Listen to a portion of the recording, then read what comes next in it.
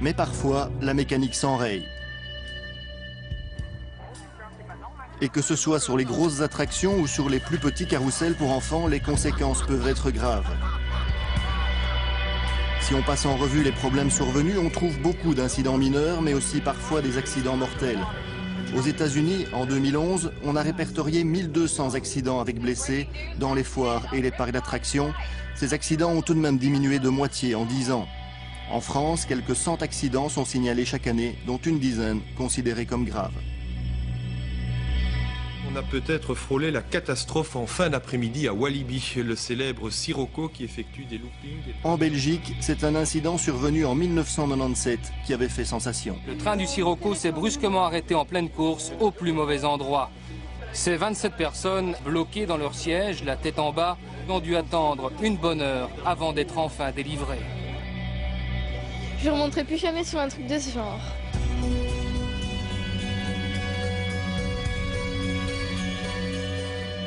Effectivement, le train s'était arrêté au sommet d'un looping.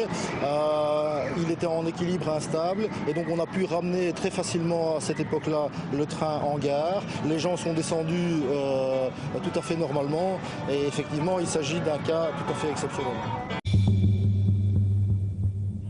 Montagne russe mortelle pour une femme de 35 ans. Cet après-midi, elle a été éjectée du manège dans lequel elle avait pris place avec son mari au parc Saint-Paul, près de Beauvais. La police scientifique est déjà au travail autour du manège. C'est sur cette attraction qu'a eu lieu l'accident.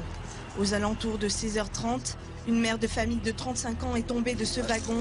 Elle a fait une chute de plus de 5 mètres. À la suite de l'expertise, l'affaire a été classée. La direction du parc Saint-Paul n'a pas souhaité s'exprimer sur cet accident.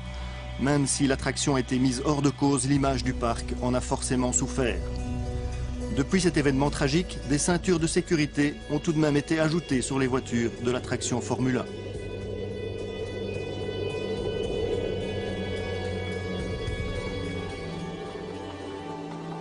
Les tout grands parcs d'attractions ne sont pas non plus épargnés par les accidents. À Disneyland Paris, en octobre 2013, un enfant de 5 ans a failli perdre la vie en tombant dans l'eau sur l'attraction Pirates des Caraïbes. Mais dans le monde magique de Disney, on ne s'exprime pas sur la sécurité. 2 demandes d'interview et 2 refus en guise de réponse. Porte close aussi au parc PortAventura près de Barcelone. Mais les images de l'accident survenu entre ces 2 bateaux se sont vite retrouvées sur Internet.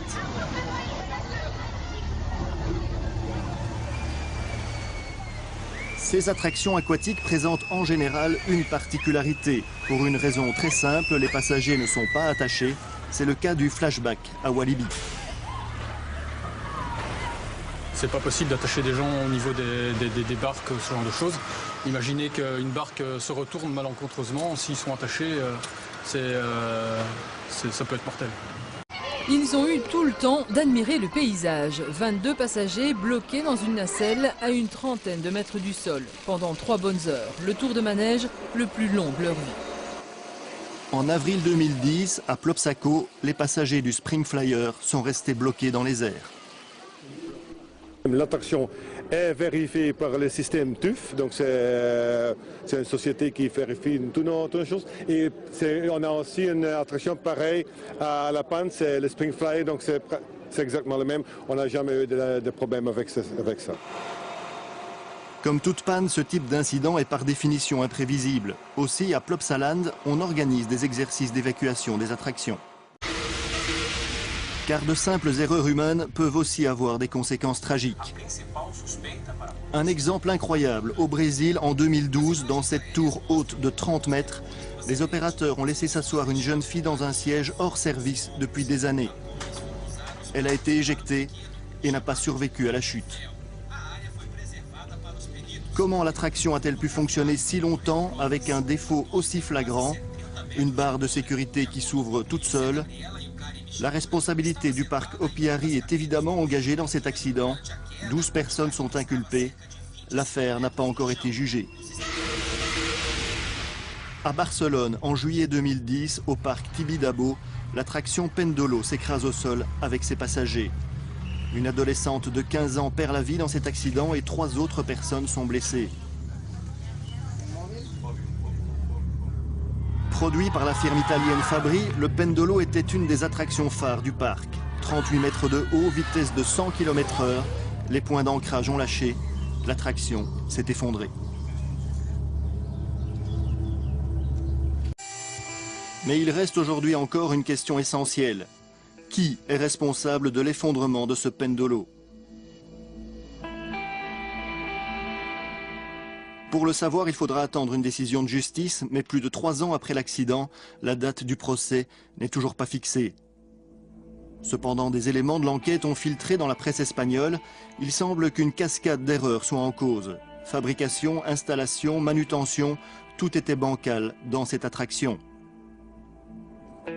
13 personnes sont inculpées dans cette affaire, dont le fabricant italien Fabri, qui rejette la responsabilité de l'accident sur le parc d'attractions.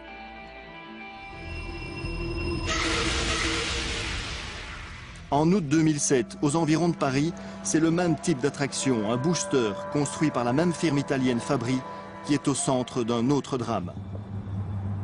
Et on commence avec ce terrible accident à la fête des Loges à Saint-Germain-en-Laye. Nous vous en parlions dès hier soir.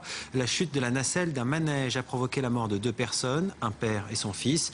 Et quant aux autres passagers, ils sont restés bloqués 7 heures à 36 mètres du sol.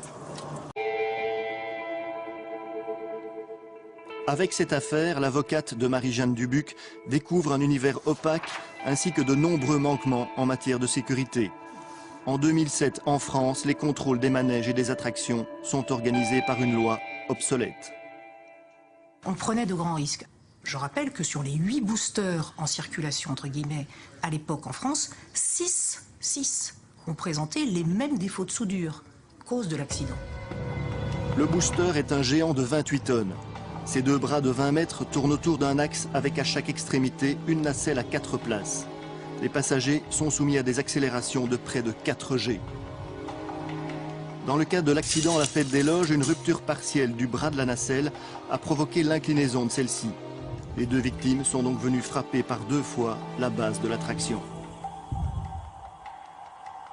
Au cours de l'enquête, des experts ont confirmé que les soudures étaient incomplètes et mal réalisées par le sous-traitant, mais la firme Fabri n'a effectué aucun contrôle après réception du manège assemblé par ce sous-traitant. C'est un pari. Je trouve que Fabri, en réalité, a pris non seulement des risques, mais que dans sa défense, à chaque fois c'est un pari. Ça devait marcher, ça devait marcher. Pour eux, la question de sécurité n'est pas primordiale. Il y a un vague contrôle d'installation la première fois, on explique au forain comment il doit faire son montage, et puis on s'en occupe plus. Il n'y a pas de contrôle, on téléphone pas régulièrement pour savoir si tout va bien, on n'envoie pas des... Non, rien. Tout ça est lâché dans la nature. Pendant sa durée de vie, qui d'ailleurs n'est absolument pas prévue, là non plus, on ne sait pas combien de temps un booster peut vivre. Et on s'aperçoit qu'un booster à 90 km/h, avec le nombre d'utilisations quotidiennes, a une durée de vie courte. Mais en réalité, celui qui l'achète ne le sait pas. Eh bien, il n'y a pas de contrôle là non plus de Fabri, qui ne sait même pas si son manège est racheté par quelqu'un d'autre, ou sont les manèges d'occasion, qui n'a même pas à mettre à notre disposition un listing avec des plaques d'immatriculation, comme le ferait un fabricant d'avions et même de voitures automobiles. Donc c'est vous dire l'amateurisme dans lequel on se trouve, c'est-à-dire on travaille à l'ancienne, sur des normes approximatives, entre soi, avec des contrôles extérieurs, ce qui nous amène finalement à une catastrophe comme celle qu'on a connue. Après 7 ans d'enquête, de questions, d'expertise pour déterminer les failles et les responsabilités, l'affaire a finalement été jugée.